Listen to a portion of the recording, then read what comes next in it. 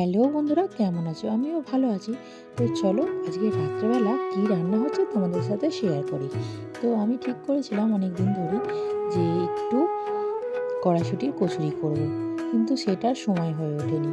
তো চলো আজকে তোমাদের সাথে শেয়ার করি কেমন করে কড়াইশুঁটির কচুরি রান্না করছি। জানি অনেকে সবাই জানে, আর যারা আমার মতো জানে না তারা দেখে নিও।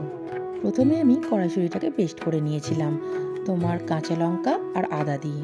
তারপরে কড়াইতে সাদা তেল আর কালো জিরে দিয়ে ভালো করে মিক্সড করে ভালো করে মানে নেড়ে চেড়ে এরকম একটা শক্ত ডো করে নিয়েছিলাম। তাতে আমি হলুদ গুঁড়ো, তবে একটু মিষ্টি, চিনি আর নুন দিয়ে ভালো করে মেখে এই যে পুর তৈরি হয়ে গেছে। তো মা এখানে ময়দাটাকে রেখে দিয়েছিল তোমার মেখে। তো জাস্ট পুরটা ভরা নিয়ে কথা আমি পারি না বলে মা করছিল। তারপর এখানে আমি কড়াইতে গরম করতে দিয়েছি তেল, দেখতেই পাচ্ছ। একে একে আমি ভাজতে দিচ্ছি কচুরিগুলোকে। তো জাস্ট ওয়াও খেতে হয়েছিল। তোমরাও একবার বাড়িতে ট্রাই করো। টাটা।